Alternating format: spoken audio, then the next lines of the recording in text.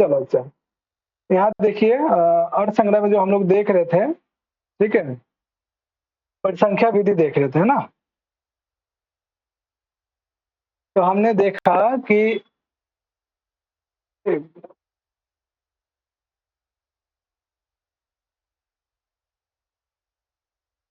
हाँ अच्छा, ध्यान से देखो। हमने देखा कि परिसंख्या विधि होता क्या है, ठीक है? परिसंख्या विधि में 2 बातें होती हैं, यानी एक ही वाक्य से 2 निष्कर्ष निकलता है। एक भावार्थ होता है कि उस पद विशेष का सामान्य अर्थ क्या हो रहा है, ठीक है? दूसरा हम देखते हैं कि उसी वाक्य से निषेध का भी ग्रहण होता है, ठीक है? ये हमने देखा था और इसका एग्जाम्पल आप याद रखेंगे, पंच पंच नखा भक्षया। फिर हमने देखा कि ये जो परिसंख्या विधि है, ये 2 प्रकार की होती है। एक श्रुति, एक लाक्षणिकी, ठीक है? श्रुति का एग्जाम्पल हमने देखा भी कि जिसके सुनने मात्र से उसका अर्थ ग्रहण हो पा रहा है, ठीक है? वो परिसंख्या विधि है। लाक्षणिकी परिसंख्या विधि क्या है कि जिसका अर्थ जो है लक्षणा शब्द के कारण ग्रहण होता है, वो लाक्षणिकी कहलाता है। दोनों का एग्जाम्पल हमने देखा कि श्रुति का क्या अत्र ही एवं आवपंती, यहाँ पे जो है सिर्फ और सिर्फ यहाँ पे सिर्फ और सिर्फ सोम देवता संबंधी जो है मंत्रों का जो है पाठ किया जाएगा। एक क्या श्रुति मात्र से आपको ग्रहण हो रहा है कि इसके अतिरिक्त कोई अन्य जो है ग्रहण नहीं करना है। लाक्षणिक का अभी हमने देखा कि पंच पंच साउंड ब्रेक हो रहा है क्या?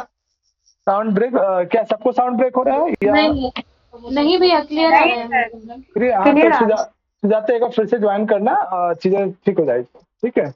फिर हमने देखा कि लाक्षणिकी नामक जो परिसंख्या विधि है उसका एग्जाम्पल क्या है, उसमें लक्षणा के माध्यम से हम एक अन्य अर्थ ही ग्रहण करते हैं, जो आप साहित्य दर्पण में लक्षणा शब्द के विषय में डिटेल से देखेंगे। फिर हमने देखा कि जो लाक्षणिकी परिसंख्या विधि है इसमें 3 प्रकार का दोष होता है, जिसे आप डायग्राम के थ्रू समझ सकते हैं। तो मेनली जो है परिसंख्या विधि में 3 दोष या लाक्षणिकी परिसंख्या में 3 दोष होते हैं। ये दोष क्रमशः क्या-क्या हो सकते हैं या क्या-क्या होते हैं? पहला है श्रुत हानि, ठीक है? दूसरा है अश्रुत कल्पना, तीसरा है प्राप्त बाध, ठीक है? ये 3 क्रम से याद रखेंगे। अश्रुत हानि में क्या होता है कि जो आपने सुना, जिस पद विशेष को सुना आपने, जैसे पंच पंच नखा भक्षया, ठीक है? तो इसमें क्या होता है कि जो मुख्य अर्थ है उसका त्याग हो जाता है पूर्ण, जैसे 5 नाखून वाले 5 जीवों को ही भक्षण करने योग्य या खाना चाहिए, ठीक है? तो इसमें जो सीधा-सीधा अर्थ है उसको त्याग करके एक अन्य अर्थ आपको ग्रहण हो रहा है, ठीक है? यानी यहाँ पे क्या श्रुत हानि, सुने हुए शब्दों को ना ग्रहण करके उसका त्याग देना और अन्य अर्थ को सोचना, तो वही क्या है श्रुत हानि कहलाए। जैसे एग्जाम्पल में पंच नख भक्षण से हानात, यानी जो आपने 5 नाखून वाले जीवों का ही जो खाने योग्य है ऐसा सुनने के बाद आप इस अर्थ को क्या करते भूल जाते, त्याग करके एक अन्य अर्थ को सोचते हैं कि अच्छा 5 ही जीव खाने योग्य है, इसका मतलब इस अर्थ को तो आप क्या करते त्याग करके एक अन्य अर्थ को सोचते हैं, अच्छा इसके अतिरिक्त जो जीव हो उसको खाना नहीं चाहिए। ये भी एक प्रकार का क्या अर्थ की हानि हो रही है। तो ये पहला है श्रुत हानि, जिसका एग्जाम्पल नीचे वाला आप देख सकते हो, याद रखिएगा। उसके बाद दूसरा है अश्रुत कल्पना, कि जो आपने नहीं सुना या जो आपको नहीं कहा गया ऐसी बात का क्या कल्पना करना, सोचना। जैसे इसका अश्रुतार्थ प्रकल्पात, ये इसका डेफिनेशन है कि जो आपने नहीं सुना, अश्रुत लग गया, जो आपने श्रवण नहीं किया, ऐसे विषयों की कल्पना करना। जैसे अश्रुत अपंच नख भक्षण निवृत्ति कल्पनात्, इसका एग्जाम्पल क्या हुए अपंच नख भक्षण, यानी जिसके 5 नाखून नहीं है वो खाने योग्य नहीं है। एक यानी इस वाक्य से सामान्य वाक्य जो मूल वाक्य है पंच पंच नख भक्षया, ये मूल वाक्य है। इस मूल वाक्य को सुनने के बाद आपको क्या समझ में आ रहा है कि ये जो है 5 नाखून वाले जो जीव है उससे के अतिरिक्त जो भी जीव होंगे उसको नहीं खाना चाहिए, ऐसा जो है आप कल्पना कर रहे हैं, सोच रहे हैं, एक नया अर्थ निकाल रहे हैं, ठीक है? ये अशुद्ध कल्पना का डेफिनेशन और इसका एग्जाम्पल। प्राप्त बाद है, ठीक है? उसके बाद जो है इसमें जो है क्या हो रहा है, जो आपको प्राप्त है उसका बाद हो जाएगा उस अर्थ विशेष को, इसका एग्जाम्पल है क्या है, अपंच नख भक्षण से, ठीक है। इसमें कि जो 5 नाखून से जो रहित है उसको निषेध कर देना है। कैसा, ऐसे जीव को तो बिल्कुल भी जो है खाने योग्य नहीं है। तो ये जो है 3 प्रकार के यहाँ पे परिसंख्या दोष आप देख सकते हैं, अन्य क्रम से याद रखेंगे। इन तीनों में जो शुरुआत का जो 2 है, ठीक है, शुरुआत के जो 2 हैं, श्रुत हानि और अशुद्ध कल्पना, ये शब्द पे आधारित होते हैं, ठीक है। लेकिन लास्ट वाला जो है ये आपके अर्थ पे, किसी पद विशेष के अर्थ जो ग्रहण हो रहा है उस पर डिपेंड करता है। इसी से मिलता जुलता आपने कहाँ पढ़ा कि ये जो है शब्दनिष्ठ है, ये अर्थनिष्ठ है, कहाँ पे पढ़ा, किसी को आइडिया? भावना में। भावना में भी कौन सा भावना में?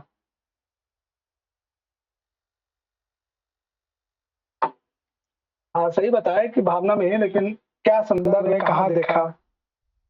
बोल। आर्थिक भावना। आर्थिक भावना। आर्थिक। शाब्दिक भावना में और आर्थिक भावना में आपने कम सा देखा उस चीज को, ठीक है। तो ये चीजें आपको, ये 3 जो है दोष याद रखिएगा कि परिसंख्या विधि किसको कहते हैं, उसका एग्जाम्पल क्या हो सकता है, परिसंख्या विधि के कितने प्रकार है, प्रत्येक प्रकार के क्या एग्जाम्पल है वो, और परिसंख्या विधि या लाक्षणिक परिसंख्या विधि में कितने दोष हैं, प्रत्येक दोष का डेफिनेशन और उसका क्या एग्जाम्पल है वो ध्यान रखेंगे। यहाँ तक कंप्लीट जो है आपका विधि से रिलेटेड और विधि और मंत्र से संबंधित जितने भी विषय वस्तु थे यहाँ तक कंप्लीट हो जाता है। तीसरा जो वेद का जो भाग है, ठीक है, वो नामधेय, ठीक है, ये तीसरा जो है आपके वेद का भाग माना जाता है। चलो निधि इसको पढ़ो। नामधेयानां च विधेय अर्थ परिच्छेदकम् परिच्छेदकतया अर्थवत्त्वम्। हाँ बच्चा, नामधेय या नाम से क्या पता चलता है? नाम से, आपका नाम निधि है, इससे क्या अर्थ ग्रहण हो रहा है? या किसी वस्तु विशेष का कोई निश्चित नाम है, जैसे ये पेन है, ये मोबाइल है, इसे क्या समझते हैं, या नाम से क्या समझते हैं, बताओ, बोलो अच्छा, कौन बताएंगे? जहाँ तक मुझे लगता है नाम, जैसे किसी का नाम होता है तो उससे हम उसके नाम से उसके लिंग का निर्धारण कर लेते हैं। जैसे निधि है तो यहाँ पे कोई लड़की का ही होगा। ओके, उसकी सत्ता का आभास होता है। अच्छा ओके, और क्या? एक तो उसके लिंग का आभास हो जाता है, जैसे निधि है तो वो मतलब कोई लड़की होगी, जैसे मतलब मान लीजिए कि विशाल भाई है तो उससे लग रहा है कि कोई लड़का होगा जो पुल्लिंग है। अच्छा अच्छा, ये बताओ, ये सुमन है, ये लड़का हो सकता है या लड़की हो सकती है? दोनों हो सकता है। दोनों हो सकता है। हाँ, तो बहुत सारे केसेस में ऐसा नहीं कह सकते कि नाम से आप पहचान लोगे, है ना। तो अब जैसे वो ऐसे बताया कि हाँ बिल्कुल बिल्कुल, जैसे क्रिकेटर का नाम है महिला जयवर्धने है, अब उसके नाम में ही महिला शब्द है, बताओ वो स्त्रीलिंग है या पुल्लिंग है, क्या होगा बताओ? एक श्रीलंकन क्रिकेटर है जिसका नाम महिला जयवर्धने है, बताओ नाम से क्या पता चल रहा है, स्त्रीलिंग या पुल्लिंग है निधि?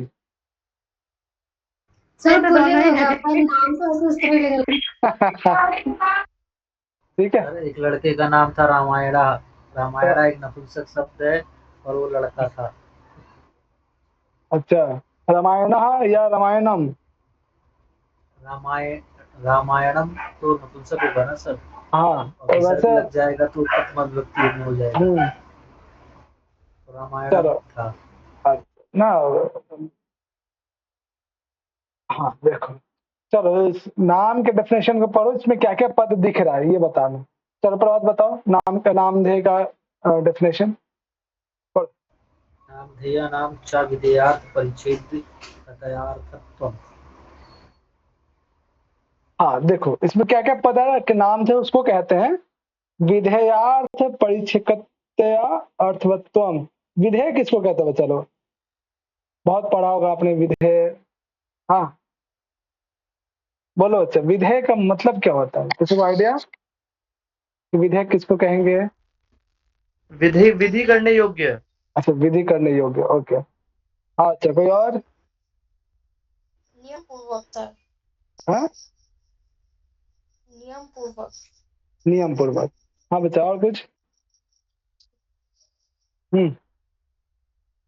देखो, नामधेय का इस्तेमाल या इसका प्रयोग कब करना चाहिए कि विधेयार्थ परिच्छेदत्व, यानी जहां पे आपको कोई विधेय यानी जिसके विषय में कहा जाए, ठीक है, जैसे यहाँ पे हम यज्ञ संबंधी बात कर रहे हैं, ये जो संपूर्ण ग्रंथ है यज्ञ संबंधी है, ठीक है, तो जहां पे यज्ञ संबंधी चीजों का कंफर्मेशन प्राप्त हो, जिस शब्द से हमें प्राप्त हो रहा है कि अमुक जगह यही यज्ञ हो रहा है, वो क्या कहला है? एक प्रकार का नामधेय यानी नामकरण करना, एक तरह से सामान्य अर्थ ये समझिए, यानी वाक्यों में उस पद को देखकर उसके निश्चित अर्थ को या उसके निश्चित विधेय को, वो कौन सी विधि है, ठीक है, या फिर वो कौन सा याग है, इसका नामकरण या इसका जो है अर्थ ग्रहण करना, वो नामधेय। यानी नामधेय के द्वारा क्या होता है कि किसी भी यज्ञ का जो है निश्चय किया जाता है, सार्थक अर्थ में जो है निश्चय हो पाता है। जैसे एक एग्जाम्पल के थ्रू समझ सकते हैं, जैसे उद्भिजा यज्ञेत पशुकामः, इसमें बच्चा बताओ कि याग का नाम क्या दिख रहा है आप लोग को? हाँ, पशुकाम।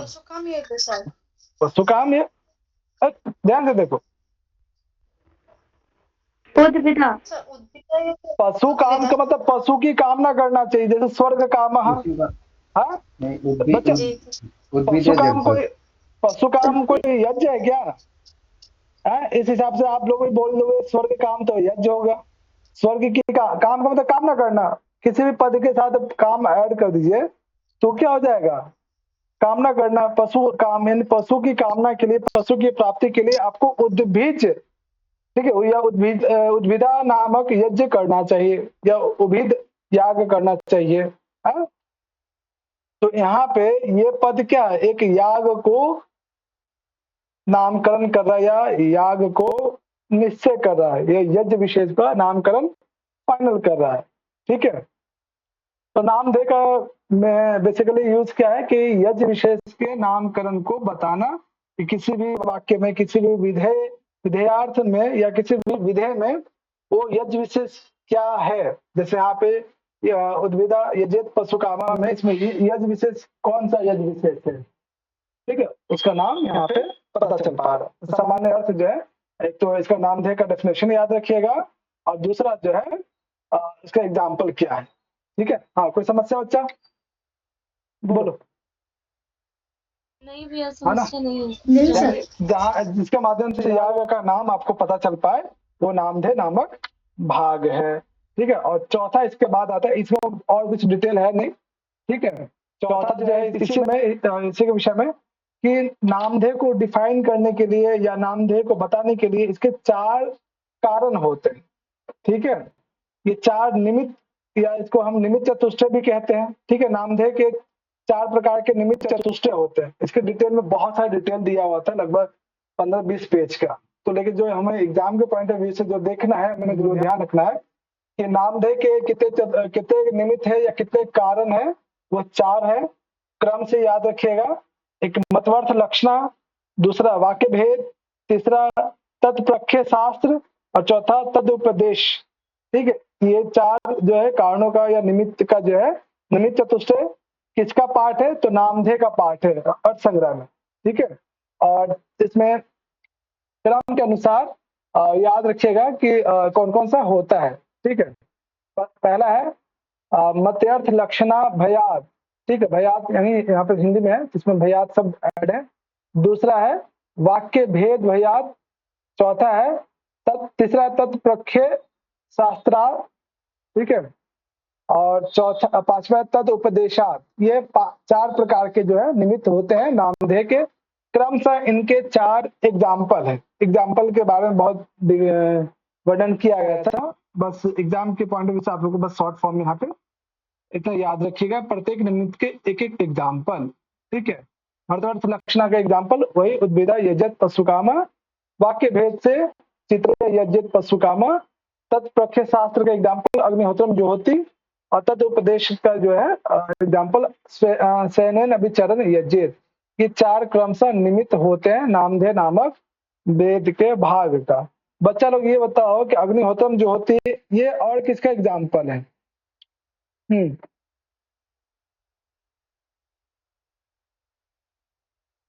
बोलो अच्छा, कौन बताएंगे? सर विधि का एग्जाम्पल है। विधि का, चलो छापिकुल ने जो बोला सही बोला या फिर कुछ? उत्पत्ति विधि। अच्छा, उत्पत्ति विधि, उत्पत्ति ओके विधि सर। ओके। हाँ, और नीचे वाला डी वाला सैनेन अभिचरण यज्ञ, ये कहाँ पे देखा, किसी को याद है? नीचे वाला बोलो। शुरुआत में हम लोगों ने डिस्कशन किया था धर्म के लक्षण में ही, ठीक है। चलो देखना, इसको डिवीजन करते रहो। हाँ बच्चा, ये चीजें थोड़ा ध्यान रखिएगा। नामधेय नामक वेद के भाग के 4 चतुष्टय होते हैं। कौन कौन होता है क्रम से याद रखिएगा, और इन चारों का क्या क्या एग्जाम्पल है। इसके डिटेल में हम लोग नहीं जाएंगे, एग्जाम के पॉइंट ऑफ व्यू से इतना कर लीजिएगा, बहुत है, ठीक है। क्लियर बच्चा? भैया हाँ, इसमें जो ज्योतिष शब्द होता है इसका मतलब क्या होता है? हवन करना, यज्ञ करना, ठीक है। जी भैया। और कोई समस्या किसी पद विशेष का? जी भैया, है ना? क्लियर है। चलो अच्छा, ये आपका यहाँ पे फाइनल 3 प्रकार के जो वेद का भाग है कंप्लीट होता है। इसके बाद जो चौथा आता है निषेध नामक वेद का भाग। निषेध सबसे क्या तात्पर्य है? हाँ बच्चा, निषेध का मतलब क्या होता है? भैया मतलब कि मना कर देना, इनकार कर देना, मना करना। हाँ, मना करना, ठीक है। तो आपने कई बार सुना होगा कि किसी भी क्रिया में किसी मनुष्य को, ठीक है, या किसी यज्ञ के भाग में, यज्ञ के बहुत सारे यज्ञ ऐसा भी होता है जहाँ पे किसी विशेष कार्य विशेष को मनुष्यों को मना किया जाता है कि नहीं, आप इस कार्य को इस यज्ञ में नहीं करना है। सुना है कभी? जी सर, सुना। बहुत सारे ऐसे काम होते हैं जो कहा जाता है, जो भी यजमान होते हैं उस यजमान को कहा जाता है कि आपको इस काम को नहीं करना है, निषेध है। तो निषेध नामक वेद के भाग के द्वारा क्या होता है कि किसी भी मनुष्य को जो है, किसी भी पुरुष को किसी विशेष क्रिया के लिए, किसी विशेष काम के लिए मना करना या उसे बिल्कुल हटा देना। तो वहां पर निषेध नामक वेद का भाग प्रयोग किया जाता है, ताकि जो है वो जो है क्रिया, उस क्रिया के द्वारा जो है कोई अनर्थ ना हो जाए, ठीक है। इसलिए जो है निषेध नामक जो है वेद के भाग का प्रयोग किया जाता है। ओके, चलो विशाल पढ़ना इसको।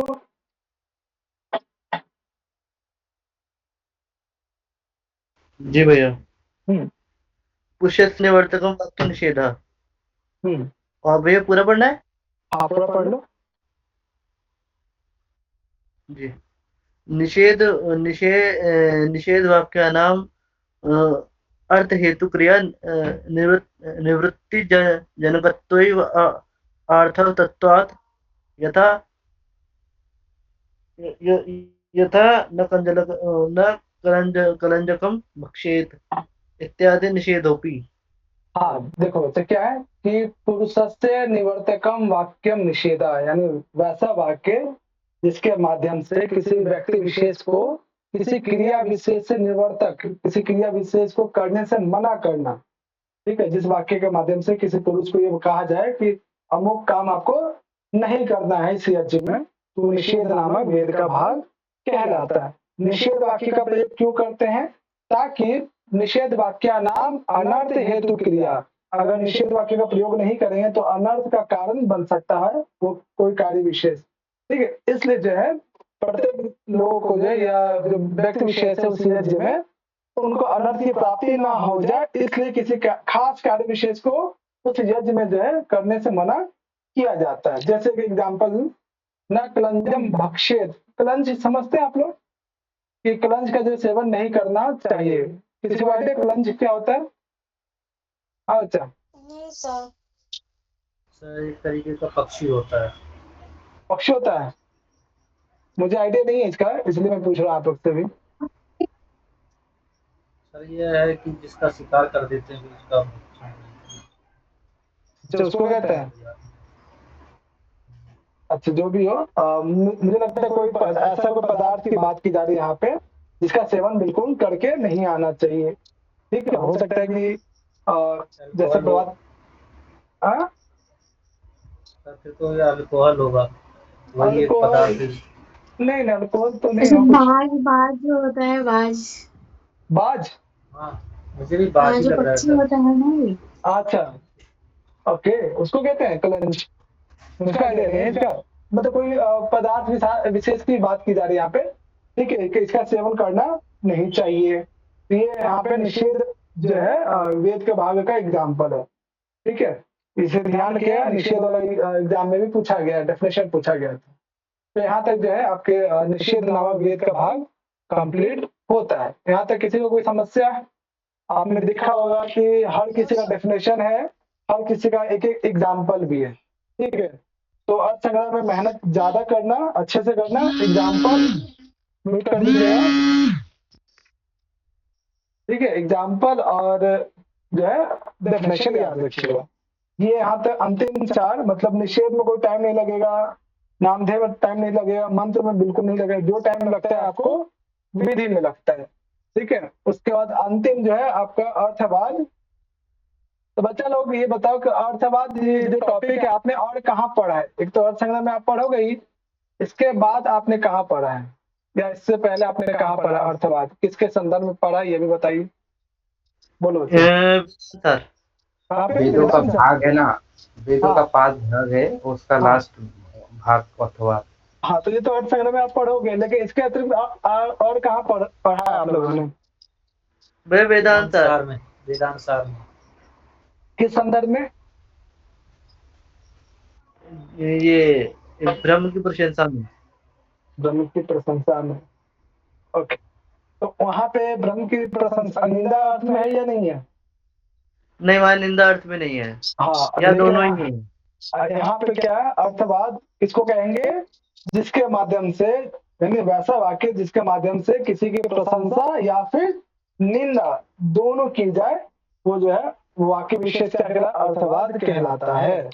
चलो अच्छा, हालांकि यहाँ जो अर्थवाद होता है, अर्थवाद हाँ विधि, ये जो ये है मंत्र, अर्थवाद विधि, नामधेय इत्यादि, इनका जो सबसे सर्वप्रथम विवेचन हमें प्राप्त होता है, वो प्राप्त होता है ब्राह्मण ग्रंथों में। वेद के जो व्याख्यान ग्रंथ है ना, ब्राह्मण बिल्कुल ग्रंथ। हाँ। बिल्कुल बिल्कुल, ठीक है। चलो अच्छा, इसको हाँ सुजाता पढ़ना इसको, अर्थवाद का डेफिनेशन।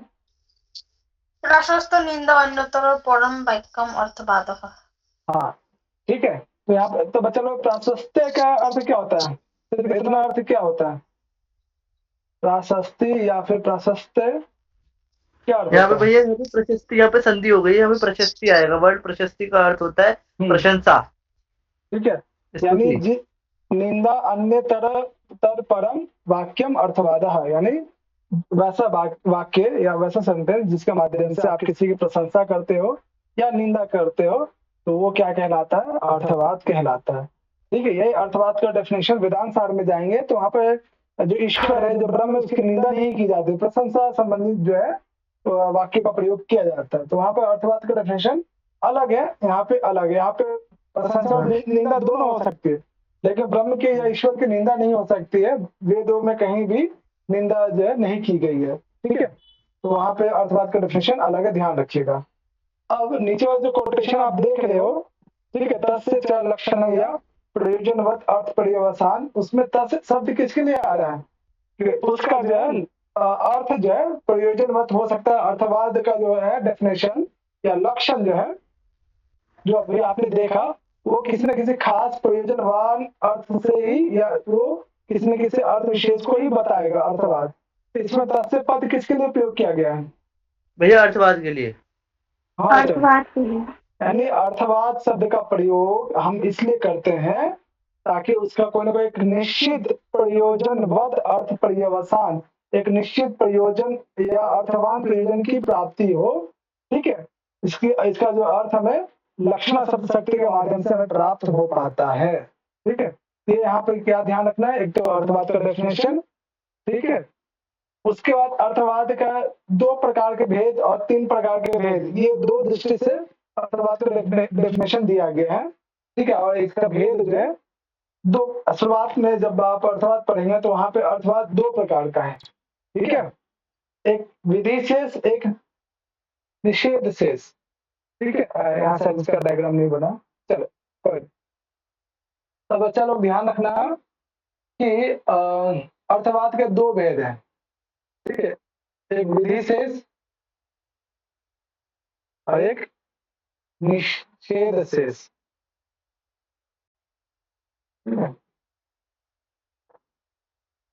यानी अर्थवाद की शुरुआत में जो है दो भेद होते हैं। ठीक है, विधि शेष और निषेध शेष। ठीक है, इनका क्रमशः एक एक जो है एग्जाम्पल है, वो एग्जाम्पल आप देख सकते हैं यहाँ पे।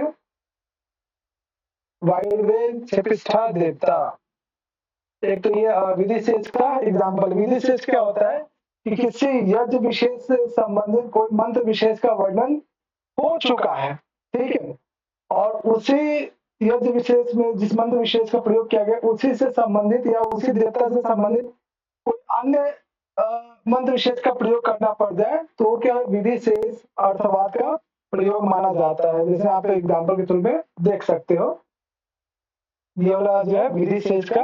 निषेध शेष का एग्जाम्पल जो है आप नीचे देख सकते हो कि कभी भी यज्ञ में जो है दक्षिणा के रूप में जो है चांदी का प्रयोग नहीं करना चाहिए। तो ये एक प्रकार का क्या हो गया, निषेध अर्थवाद है। ठीक है, शायद मुझे इसका आइडिया नहीं कि यज्ञ में जो है सोने के अतिरिक्त चांदी का प्रयोग क्यों नहीं करना चाहिए। ठीक है, आजकल जो है यज्ञ में सोना तो नहीं। ठीक है, कभी आपने देखा है यज्ञ में सोना दान किया जा रहा है? हाँ चलो, नहीं सर, हाँ? इतना दाम है कोई नहीं देगा, इतना महंगा है कोई नहीं देगा। क्या लेकिन सर चांदी को ही पवित्र मानते हैं तो सोना कैसे हो गया ये? हाँ, पता नहीं, यहाँ पे तो अर्थ संग्रह में तो ये माना गया कि एक कारण ये भी हो सकता है कि अग्नि जो है ना वो स्वर्ण को कभी जलाती नहीं है। ये भी हो सकता है। ठीक है, क्योंकि अगर एक नियम है कि सजातीय वस्तु को नहीं जलाए, नुकसान पहुंचाता। जल कभी जल को नुकसान नहीं पहुंचाएगा। और जो चांदी की कोई वैल्यू ही ना रही हो सकता है। लोग तो हाँ, सोने का तो बहुत वैल्यू रहा है शुरू से ही। ठीक है, चांदी की वैल्यू अब शुरू हुई है सर, जब सोना हाथ से बाहर जाने लगा है। अच्छा, क्या चल रहा है आजकल रेट सोने का? सुजाता जी बताइए। अच्छा सुजाता बताइए। 60,000। इतना ज्यादा हो गया? क्या बात कर रहे हो? 50,000 10 ग्राम लेके रख लो, आने वाले टाइम में और सोना का दाम बढ़ेगा। चलो अच्छा, प्लास्टिक पहन लेंगे। हाँ क्या कह रहे? प्लास्टिक पहन लेंगे सर। अच्छा, प्लास्टिक पहनोगे? कोई नहीं। चलो अच्छा, तो ये एक तो बर्हिषि रजतम न देयम, ये निषेध से अर्थवाद का डेफिनेशन है कि कभी एग्जांपल है कि याग में यज्ञ में जो है चांदी का जो है चांदी को दक्षिणा के रूप में नहीं देना चाहिए। और दूसरा है विधि शेष का एग्जाम्पल, वायुर्वेद क्षेपिष्ठा देवता, ये जो है विधि शेष का एग्जाम्पल। ये एक सामान्य एक यहाँ पे देख सकते हो कि अर्थवाद के दो शुरुआत में दो भेद होते हैं, विधि शेष और निषेध शेष। मेनली जो है एग्जाम में इससे भी पूछा गया मैंने जो सबसे ज्यादा बार पूछा गया है, ये जो अन्य प्रकार से तीन भेद और बताते हैं अर्थवाद के, कि अर्थवाद के जो है मुख्य रूप से तीन भेद हैं। एक तो गुणवाद, अनुवाद और भूतार्थवाद। ठीक है, तो ये गुणवाद क्या होता है, अनुवाद क्या होता है और भूतार्थवाद क्या होता है, इसको देखने के लिए आप यहाँ पे बारी बारी से इसका डेफिनेशन देखिए। चलो फिर से जो है अर्थवाद जो है पुनः तीन प्रकार का होता है। अभी आपने देखा कि अर्थवाद जो है सिर्फ दो प्रकार का होता है, उसके अतिरिक्त भी अर्थवाद जो है तीन प्रकार का होता है। पहला गुणवाद, ठीक है, क्रम से याद रखिएगा, दूसरा अनुवाद और तीसरा भूतार्थवाद। ठीक है, ये याद रहेगा बच्चा क्रम। बच्चा अब हम समझेंगे कि गुणवाद क्या होता है। ठीक है ना, चलो अच्छा संगीता नीचे वाला पढ़ना गुणवाद का डेफिनेशन। ये जो फर्स्ट है गुणवाद का डेफिनेशन पढ़ो। प्रमाण अंतर विरोधे सत्यार्थवादो गुणवादः यथा आदित्यो यूपः इत्यादि। बस देखो, किसी भी दूसरे प्रमाण के माध्यम से जब दो या दो से अधिक पदार्थों के मध्य में विरोध होने लगे, ठीक है, वही क्या कहलाता है, आपका गुणवाद कहलाता है। जैसे अगर हम बात करते हैं सूर्य आदित्यो यूपः, ठीक है, आदित्य का मतलब क्या होता है, सूर्य, ठीक है, यूपः मतलब युप किसको कहते हैं बच्चा, बोलो। भाई यज्ञ में जो यज्ञ में जो लकड़ी बांधी जाती है ना, उसको युग कहते हैं। हाँ, लकड़ी। तो क्या चारों कभी तरफ ईंटें लगाए जाते हैं वो, क्या क्या बच्चा, चारों तरफ जो ईंटें लगाए जाते हैं उसको क्या बोलते हैं? चारों तरफ से ईंटें वेदी कहते हैं ना, उसको तो वेदी कहते हैं ना। वेदी कहते हैं इसको। हाँ बच्चा, अब बताओ क्या लकड़ी सूर्य हो सकता है या सूर्य कभी लकड़ी हो सकता है, बोलो। विरोध उत्पन्न हो रहा है, नहीं हो सकता। उसका सिर्फ और सिर्फ हमें क्या गुण दिखाई देता है लकड़ी में, सूर्य का तेज या प्रकाश उस कास्ट में या उस युग में या उस लकड़ी में दिखाई देता है, लेकिन कभी भी जो है सूर्य लकड़ी या लकड़ी सूर्य नहीं हो सकता है। सिर्फ और सिर्फ गुण का जो है उसमें प्रतीति होती है, इसलिए जो है हम कहते हैं कि दोनों में जो है गुण का जो है दिखाई देने के कारण दोनों में समानता दिखाई देती है, लेकिन कभी भी लकड़ी जो है सूर्य नहीं हो सकता है। इसमें क्या प्रमाण अंतर विरोध है, यानी प्रमाण किसी दूसरे प्रमाण के माध्यम से भी आप क्या कर सकते हैं, दो प्रकार के पदार्थों में विरोध हो सकता है, विरोध उत्पन्न हो सकता है। ये आपका क्या गुणवाद कह रहा है, गुणवाद का डेफिनेशन याद रखिएगा। और साथ ही साथ एग्जाम्पल आदित्य यूपा, कभी भी जो है सूर्य जो है लकड़ी नहीं हो सकता, लकड़ी सूर्य नहीं हो सकता। हाँ, लकड़ी में सूर्य का अंश हो सकता है, गुण हो सकता है, इसलिए इसका नाम गुणवाद है। दूसरा आता है अनुवाद। अनुवाद सबसे क्या तात्पर्य बच्चा, अनुवाद किसको कहते हैं? अगर हमने कहा कि एक ही वाक्य को इंग्लिश में और एक उसी वाक्य को जो है हिंदी में करके बताओ, तो क्या दोनों का अर्थ चेंज हो जाएगा? नहीं भैया, भैया अर्थ एक ही रहेगा, है ना? चाहे आप पढ़ के उस बात को सुनिए, उस लाइन को सुनिए, या कोई बोलकर कोई आपको सुना रहा है या लिख कर, अर्थ तो वही रहेगा, अर्थ में कभी भी चेंज नहीं आएगा, है ना? अगर एक ही वाक्य को आपने लिख कर देखा और एक ही वाक्य को सेम लाइन को अलग अलग लैंग्वेज में सुना भी, तो उसका भाव तो वही आएगा, भावार्थ कभी चेंज नहीं होगा। तो उसी प्रकार से अनुवाद नामक अर्थवाद भी क्या होता है, देखिए आप इसको पढ़िए। हाँ, इला पढ़ोगे अर्थवाद अनुवाद का डेफिनेशन। हाँ पढ़ इसको। प्रमाण अंतर अवगत अर्थ बोध को अर्थवादो अनुवाद यथा हाँ। अग्नि। सर आगे नहीं पढ़ू, पढ़ लो, पढ़ो। यथा अग्निमस्य बेजस्मित्य इत्यत्र हिम विरोधी त्व यस्य अग्नो प्रत्यक्ष अवगत तत्वात्। वेरी गुड बच्चा, ये बताओ ये क्या है, अग्नि दिखाई दे रहा है ना, और ये क्या बर्फ है ना? बताओ बच्चा, इन दोनों में संबंध है, कैसा संबंध है सर?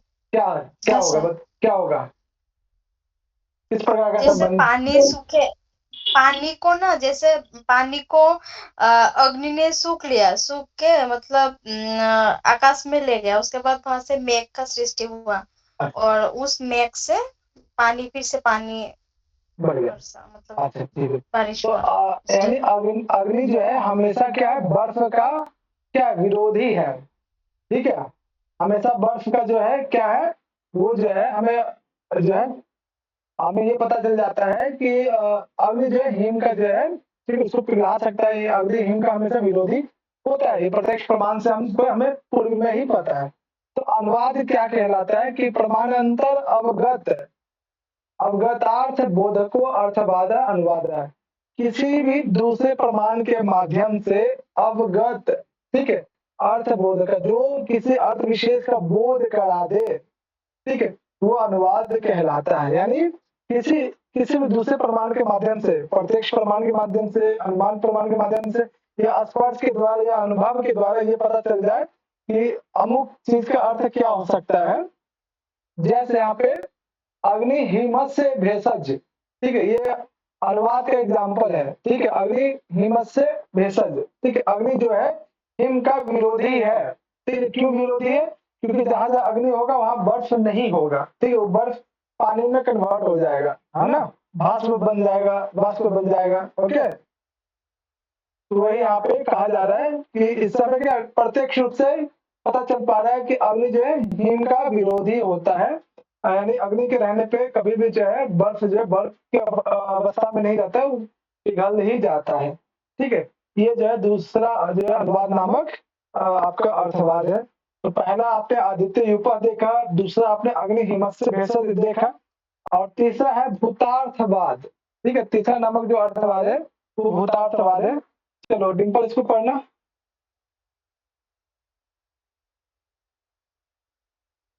हाँ डिम्पल पढ़ोगे? हाँ जी भैया। प्रमाणांतर विरोधी तत्प्राप्ति रहितार्थ बोध को अर्थवादा यथा इंद्रो वृत्राय वज्रम उदयम यच्छ इत्यादि। हाँ देखो क्या है, भूतार्थवाद किसको कहते हैं कि जिसे हम किसी दूसरे प्रमाण के द्वारा, जिसका विरोध भी संभव नहीं हो सकता है, ठीक है, कभी संभव ही नहीं हो सकता है कि किसी भी प्रमाण के द्वारा आप कोई सा भी प्रमाण लेके आ जाए, ठीक है, उसका विरोध कभी भी हो ही नहीं सकता है। ठीक है, और जो आपको अर्थ ग्रहण हो रहा है उस अर्थ को किसी दूसरे प्रमाण के द्वारा भी जो है आप सिद्ध नहीं कर पाएंगे। ठीक है, वही क्या भूतार्थवाद कहलाता है। जैसे वेदों में जो कुछ भी कहा गया है वो क्या है, आप तो पुरुष के द्वारा कहा गया है वो, ठीक है, अपुरुष है, सॉरी अपुरुष है, ठीक है, ईश्वर के द्वारा कहा गया है, उसे उसको सिद्ध करने के लिए किसी दूसरे प्रमाण की आवश्यकता है क्या? बताओ, वेदों में जो कुछ कहा गया है उसको सिद्ध करने के लिए क्या आपको किसी अन्य प्रमाण की आवश्यकता पड़ेगी? नहीं भैया, जो प्रमाण होते हैं। हाँ, यानी उसका क्या है, उसे किसी दूसरे प्रमाण के द्वारा उसका कभी विरोध नहीं हो सकता है। और वेदों से जो भी आपने सीखा या जो भी अर्थ ग्रहण हुआ, ठीक है, उस वेद को बताने के लिए किसी अन्य प्रमाण की आवश्यकता नहीं है, क्योंकि वेद स्वयं में जो है प्रमाणित है। ये चीज आप बचपन से पढ़ते आ रहे हैं। तो भूतार्थवाद क्या कहता है कि प्रमाणांतर विरोध तद प्राप्ति रहितार्थ बोध को अर्थवाद है। कि भूतार्थवाद क्या कहता है कि जिसका किसी दूसरे प्रमाण के द्वारा कभी भी विरोध नहीं हो सकता। जैसे वेदों में जो कहा गया है, इस वेदों में जो कहा गया उसका कभी भी कोई दूसरा प्रमाण विरोध नहीं कर सकता। और साथ ही साथ जो आप अर्थ ग्रहण कर रहे हैं किसी मंत्र विशेष का, उस मंत्र विशेष का अर्थ को बताने के लिए जो है कि कोई दूसरे प्रमाण की भी आवश्यकता नहीं है, वो वेद ही सब चीज कहने में सामर्थ है। जैसे एक एग्जाम्पल में देख सकते हैं कि इंद्र वृत्राय वज्रम, ठीक है, इंद्र ने वृत्त को जो है वज्र से जो है हनन किया उसका, या फिर उसका वध किया। तो क्या यहाँ पे जो इंद्र जो है वज्र के माध्यम से, वज्र नामक अस्त्र के माध्यम से वृत्त को या अहि को जो मारा है, इस चीज को जो है प्रमाण करने के लिए या इसका विरोध करने के लिए कहीं अन्य जगह प्राप्त होता है कि आपको कि अहि का जो है नाश इंद्र ने किया या इंद्र के अतिरिक्त ने किया? अब इस चीज को सिद्ध तो सिर्फ वेदों में ही हो सकता है, किसी अन्य जगह तो हो नहीं सकता है ना। वेद ही कह सकता है कि हाँ इंद्र के द्वारा जो है अहि का जो है नाश हुआ है। यानी इंद्र और अहि के बीच का जो वध का या फिर अहि को मारने के लिए जो है इंद्र भगवान ने वज्र को उठा लिया था, इसकी चर्चा आपको जो है सबसे पहले वेदों में ही आपको दिखाई देगा। और इसका कहीं भी विरोध आपको प्राप्त नहीं होगा किसी दूसरे प्रमाण के माध्यम से। जैसे आपने अनुवाद वाले में देखा कि अग्नि हिमस्य भेषज, कि अग्नि क्या है, हिम का औषधि है। कभी भी अग्नि जो है हिम का औषधि नहीं हो सकता है। हिम के लिए जो है वो हमेशा हिम का विरोधी ही होगा, कभी औषधि नहीं होगा। तो ये तीन जो है यहाँ पे अर्थवाद का जो है आपने डेफिनेशन देखा कि इसमें गुणवाद क्या होता है। गुणवाद में क्या होता है, दो पदार्थों के मध्य में गुणों की चर्चा की जाती है कि कभी भी सूर्य जो है लकड़ी नहीं हो सकती या लकड़ी सूर्य नहीं हो सकता है। वास्तव में जो है लकड़ी में सूर्य के अंश या गुण अवच्छेदक के रूप में दिखाई देता है। दूसरे वाले में क्या है कि दो पदार्थों के मध्य में जो संबंध बताया जा रहा है वो कभी संभव ही नहीं हो सकता है। जैसे आपने तर्क संग्रह में सुना होगा कि अग्निना सिंचते, कि आग से खेती करता है, इन दोनों के मध्य में कोई जो है वो अर्थ ग्रहण ही नहीं हो सकता है। उसे किसी दूसरे प्रमाण के द्वारा आप विरोध उत्पन्न कर सकते हैं, ठीक है। तो इसी प्रकार से यहाँ पे अग्नि हिमत से भेषज कि अग्नि जो है बर्फ का या शीतलता का जो है औषधि है। तो क्या अग्नि शीतलता का औषधि है क्या, मेडिसिन है क्या अग्नि? बोलो बच्चा, जो आप दूसरा अनुवाद वाला देख रहे हो, क्या अग्नि कभी भी शीतलता का औषधि हो सकता है? नहीं भैया, नहीं हो सकता ना। तो इस बात को जो है, ठीक है, इस बात का खंडन प्रमाण अंतर अवगत अर्थ बोधको, किसी दूसरे प्रमाण के माध्यम से आप स्पष्ट रूप से अर्थ को ग्रहण कर सकते हैं कि नहीं अग्नि जो ही शीतलता का कभी औषधि नहीं हो सकता, क्योंकि हमें प्रत्यक्ष रूप से पता है कि अग्नि जो है हिम का विरोधी होता है, बर्फ का, शीतलता का विरोधी होता है। ये हमें प्रत्यक्ष अवगतात्, प्रत्यक्ष रूप से हमें अनुभव है, स्पर्श प्रमाण के द्वारा, स्पर्श अनुभव के द्वारा हमें पता है। इसलिए अनुवाद यानी साक्षात अर्थ जहाँ पे ग्रहण हो पाए वो अनुवाद कहलाता है। और भूतार्थ क्या कहलाता है? जहाँ पे मूल अर्थ को कोई अन्य प्रमाण के माध्यम से सिद्ध नहीं किया जा सकता है, वो क्या स्वतंत्र रूप से जो वो सिद्ध है या उसका कोई विरोध नहीं किया जा सकता किसी भी दूसरे प्रमाण के माध्यम से। जैसे इंद्र ने जो है आयु को मारा या वृत्त को मारा, इस चीज की सिद्धि जो है वेदों में साक्षात रूप से किया गया है। वेद को सिद्ध करने के लिए किसी अन्य प्रमाण की आवश्यकता नहीं है। ये आपका भूतार्थ नामक अर्थवाद कहलाया। तो बच्चा लोग 5 आपने यहाँ पे देखा, 2 भेद पहले देखा विधि से और निषेध से, 3 भेद आपने यहाँ देखा, ठीक है। तो इसे आप लोग कंठस्थ याद रखिएगा। गुणवाद में क्या होता है? विरोध होता है दो पदार्थों के मध्य में, ठीक है। अनुवाद वाले में क्या अवधारित है, आपको स्पष्ट रूप से ज्ञान पता चल जाता है कि ये चीज कभी ये जो है इसका जो है अनुपूरक नहीं हो सकता है, जैसे अग्नि और हिम के बीच में कोई संबंध नहीं हो सकता है।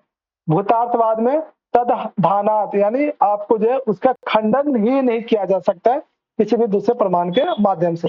तीनों का एग्जाम्पल आप याद रखेंगे, गुणवाद का क्या एग्जाम्पल है, अनुवाद का क्या एग्जाम्पल है और भूतार्थवाद का क्या एग्जाम्पल है। यहाँ तक जो है अर्थवाद कंप्लीट होता है। यहाँ तक कोई समस्या किसी को भी किसी भी टॉपिक में पूछ सकते हैं आप लोग। No sir. हाँ क्लियर है बच्चा? जी। पूछूंगा एग्जाम टेस्ट बहुत जल्द होने वाला है अर्थ संग्रह का भी, ठीक है। सर एक बात बोलना था। हाँ बोलो बोलो। सर ये अर्थ संग्रह का टेस्ट ना कुछ दिनों बाद लीजिएगा, मुझे ना इसमें थोड़ा टाइम चाहिए। कितना टाइम चाहिए? 11 अगस्त के बाद? हाँ सर 4-5 दिन तो चाहिए। अच्छा 4-5 दिन चाहिए, ठीक है, लो 4-5 दिन ले लो, कोई दिक्कत नहीं, लेकिन अच्छे से करना, ठीक है अच्छा। और इस तरह से लास्ट में जो है यहाँ पे एक कोटेशन का प्रयोग किया जाता है। चलो ठीक है, इसको पढ़ना, इसको लास्ट कोटेशन को और तो संग्रह, इसके बाद 1-2 कोटेशन और आएगा। हाँ एव च यजते कामः इत्यादीनि खिल देव वेदस्य साक्षात् परम्परया वा यागादि धर्म प्रतिपादकत्वं सिद्धं स्वयं धर्मो यदुद्दिश्य विहितस्तदुद्देश्यं क्रियमाण तद्वेदु। हाँ देखो यहाँ पे वही अर्थ, यहाँ पे जो ग्रंथ है अर्थ उसका उपसंहार किया जा रहा है इस प्रकार से, यजेत स्वर्ग काम इत्यादि, यानी जो कुछ भी आपने विधि वाक्य में जो वाक्य सुने हैं, ठीक है, या वेद संबंधी या यज्ञ संबंधी जो भी विधान आपने देखा, ये सब का सब जो है निखिल वेद से, संपूर्ण वेद के साक्षात परंपरा व याग आदि धर्म प्रतिपादकत्व, प्रत्येक का, चाहे विधि वाक्य के एग्जाम्पल को देख लीजिए, ठीक है, किसी का भी एग्जाम्पल देखिए, वो वेद के साक्षात परंपरा को ही बताता है या फिर धर्म संबंधी विधानों को स्पष्ट करता है या फिर यज्ञ संबंधी विधियों को बताता है, ठीक है।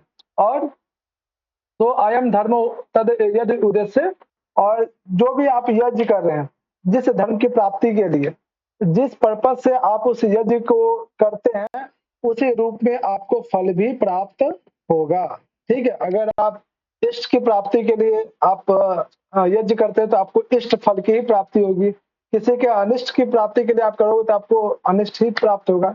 ये चीज यहाँ पे, अब इसमें प्रश्न क्या बन सकता है कि पूरा कोटेशन आपको दे दिया जाए, आप पूछा जाए ये भाव कोटेशन किस ग्रंथ में वर्णन है, ठीक है, तो ये बताना कि ये अर्थ संग्रह में, और जहां भी आप यज्ञ इत्यादि देखोगे तो आपको इसकी चर्चा जो है सिर्फ अर्थ संग्रह में यज्ञ संबंधित जो चीजें हैं इस ग्रंथ में वर्णन है। ठीक है, और इसके साथ जो है अंतिम जो कोटेशन है, ये तो कुछ खास नहीं था, इसको छोड़ दो। अंतिम यहाँ पे चलो अच्छा लास्ट का मोनिका पढ़ लो इसको।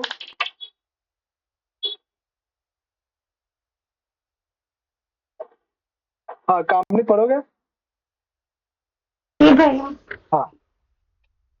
बाला नाम सुखोदय भास्करेन सुमेधसा रचितो अयम समासेन जैमिनीय अर्थ संग्रह। चलो बच्चे ये बताओ मुझे, यहाँ पे भास्करेन ये कौन है, किसके लिए प्रयोग किया जा रहा है? अक्षय भास्कर। ओके, और ये जैमिनीय अर्थ संग्रह किस दर्शन की बात की जा रही है? मीमांसा दर्शन की। मीमांसा दर्शन, ठीक है।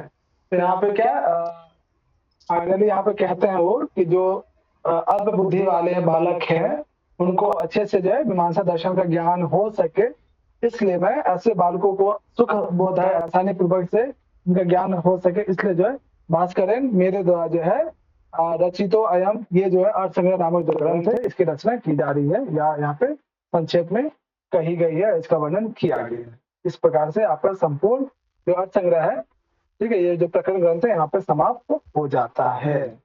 बच्चा लोग यहाँ पे इस उसमें यहाँ पे ये अनुबंध चतुष्टय किया गया है। हाँ बिल्कुल, ठीक है। बच्चा लोग इसको ना पुष्पिका भी बोलते हैं। ग्रंथ के अंत में नाम आता है तो उसको पुष्पिका बोला जाता है। बिल्कुल। तो बच्चा लोग अर्थ संग्रह इधर हमारी तरफ से कंप्लीट हो गया है। अब आप लोग बताओ